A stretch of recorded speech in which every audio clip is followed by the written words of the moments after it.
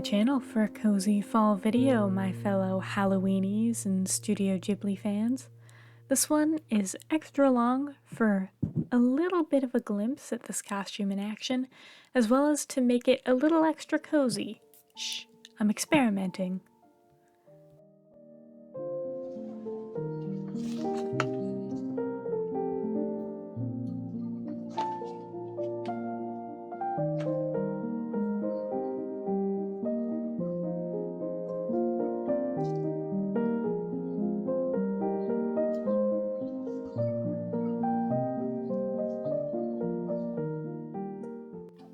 Step 1 of this project was to turn my Edwardian princess seam slip pattern into this dress pattern. I had two big inspirations for this dress: Victorian wash dresses, which were simple dresses made out of easily washable fabrics that were suitable for summer outings where a dress was likely to be soiled, but were suitable for being seen in public with, unlike something like a wrapper, like working in a factory or doing sports, as well as various dresses from Studio Ghibli movies, mostly Sophie in Howl's Moving Castle, but doesn't look exactly like any of those. To create the new pattern, I took my original scoop neck slip pattern and cut it into a square neckline for both the front and the back, and then I could use those to drape the yoke on my dress form, as well as the collar. I'm pretty proud of this pattern, and if I were to go to the trouble of digitizing any of my patterns to release to the public, honestly, it would probably be this one. I'm really pleased with how fitted it is, while also allowing me full range of motion in my arms, which has been a struggle for me in the past with my patterns.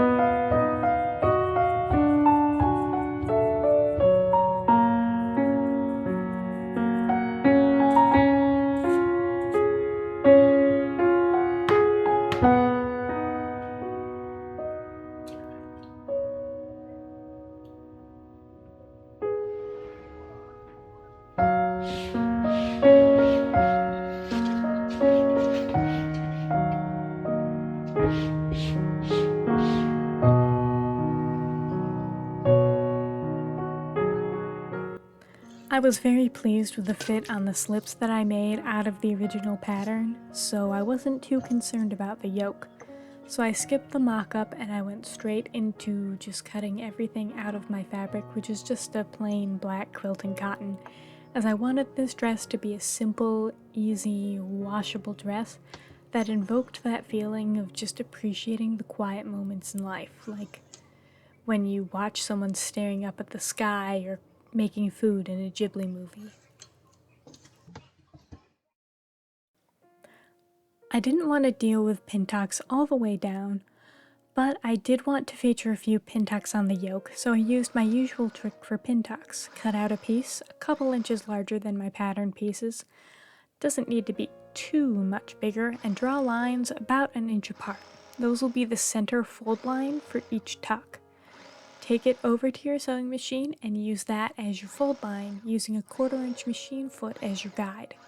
This makes 1/4 inch deep pin tucks that are about a 1/2 inch apart.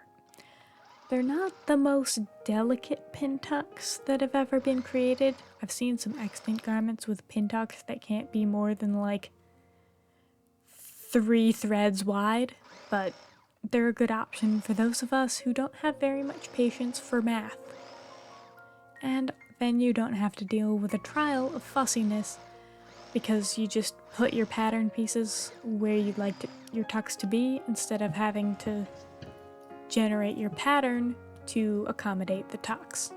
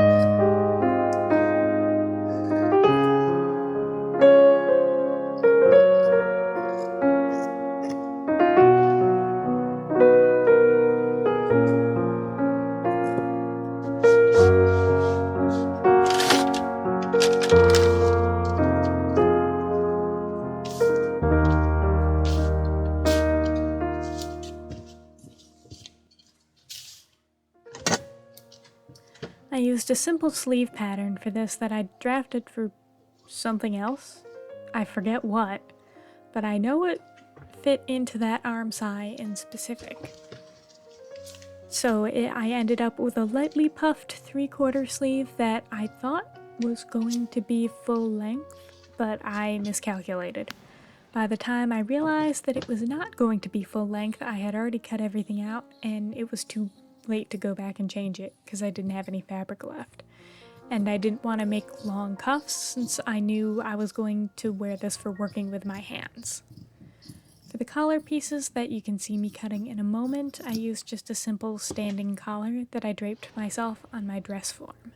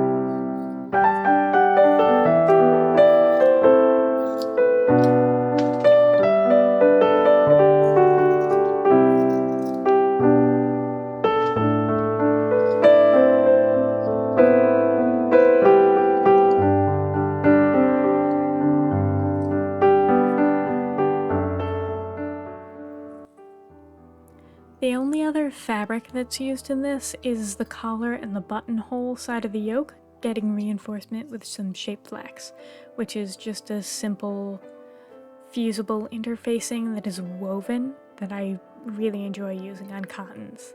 And these are a really simple loop closure that you can see me making up here. It's just a bit of ribbon folded over to give just enough space for the button, sewn onto a bit of twill tape to secure the ends before they get installed. Then, when the twill tape gets sewn onto the seam allowance, you can arrange it so that when the allowance is turned inward, only the loops peep out and it makes a really clean, nice looking finish.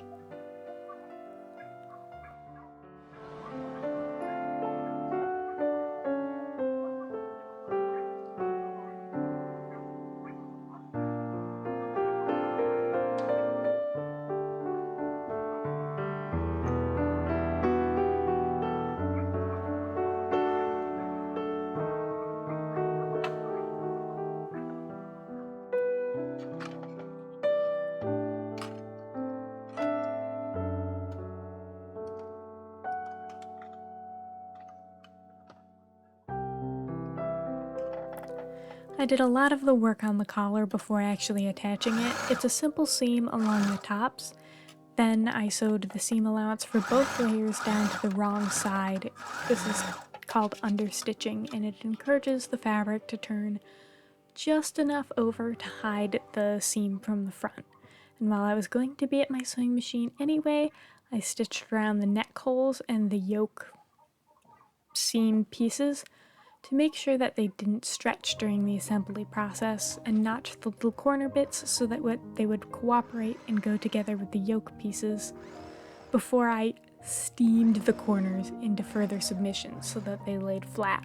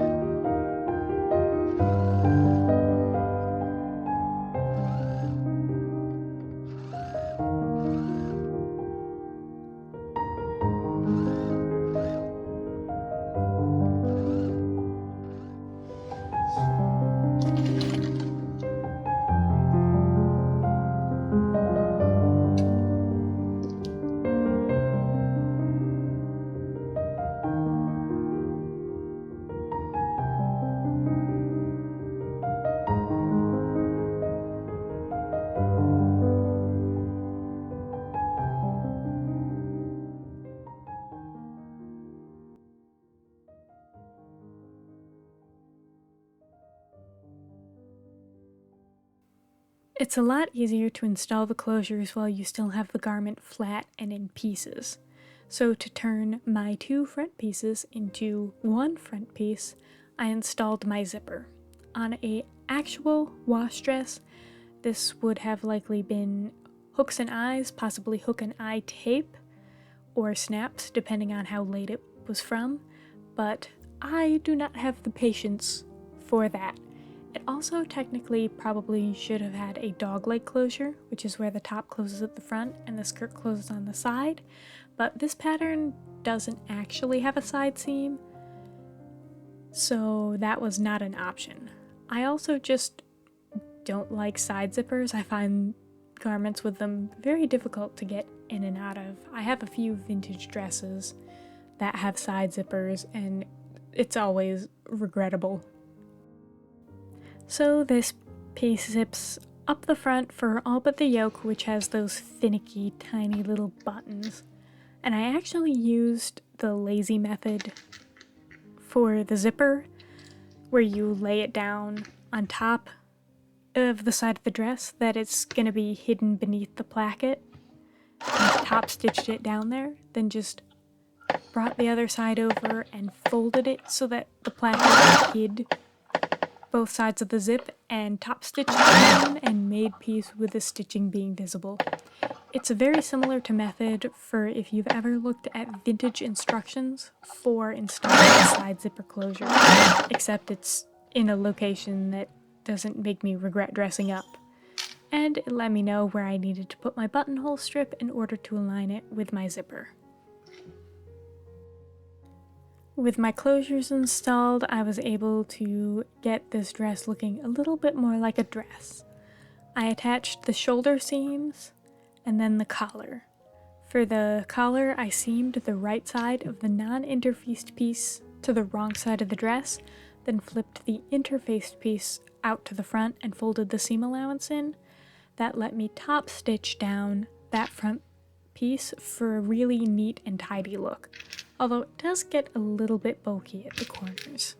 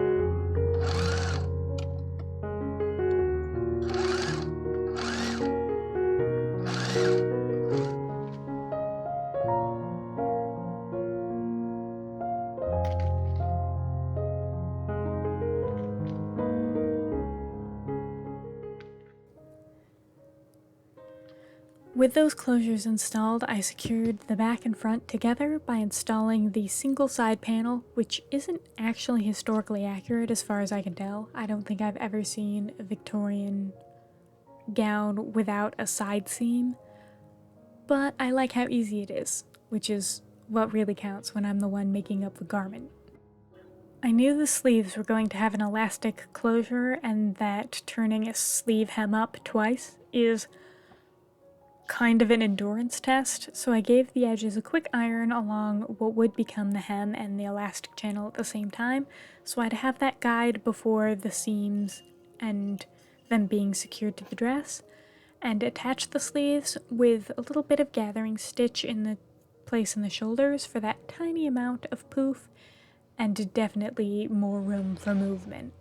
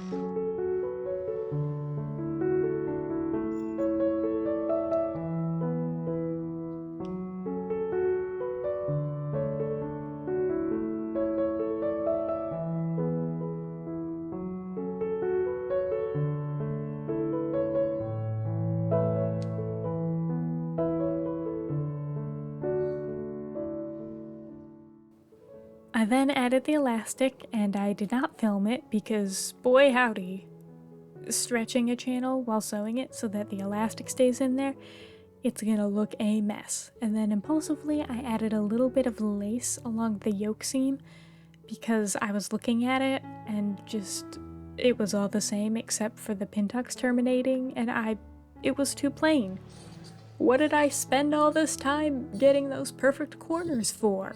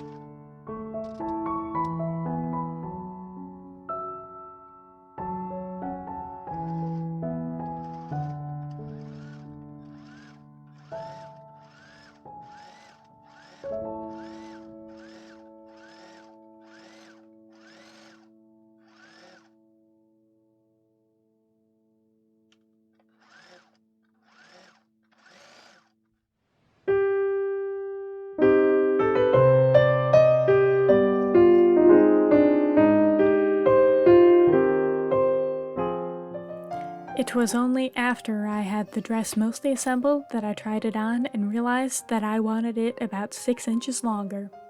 So I went and I made a ruffle for the bottom using my ruffler foot for the gathering and my rolled hem foot so that I wouldn't have to iron 87 yards of hem from the ruffle, and attached it to the bottom for a little bit of extra length. And Noli bothered me the whole time I was doing it.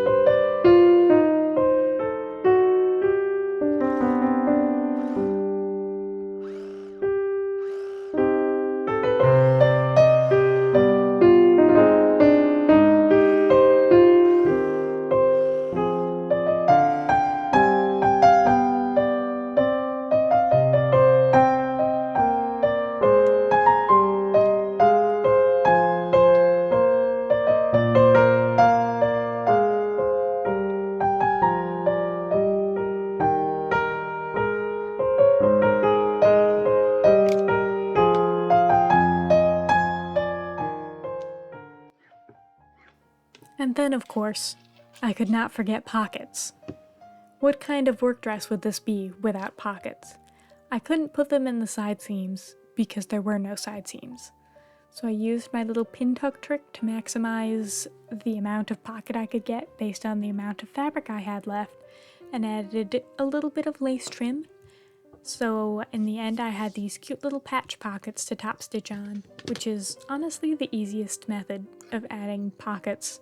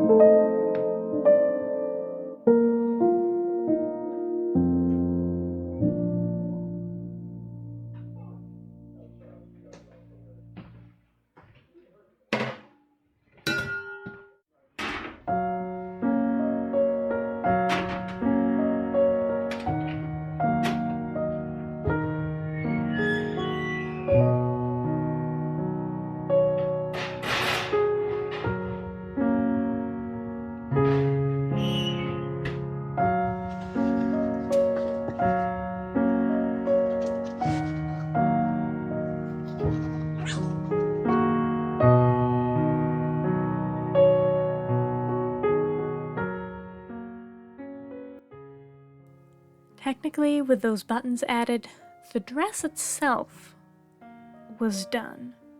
But wait, this dress does not pay enough homage.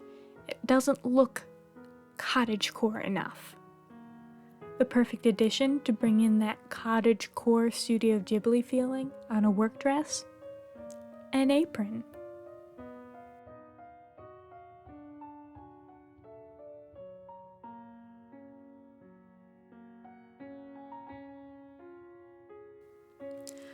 I used the same pattern with some modifications for the no back situation, just cutting off the back half, with the front a little bit lower to show off the yoke, and lined it with just some plain white cotton, both sides, and used a lightly gathered half circle skirt in order to make the matching apron. I thought I cut it to perfectly reveal the ruffle on the bottom, but it seems like I did not, because it's a little bit longer than I would prefer, but I can't go back and change it now. It only took me a few hours and was easy enough, with just a simple 1/2-inch top hem, some rectangles for the belt and the straps top stitched on, although I would make a few modifications looking back just because it tends to gape at the front, and I would make one of the straps shorter because it kept falling down.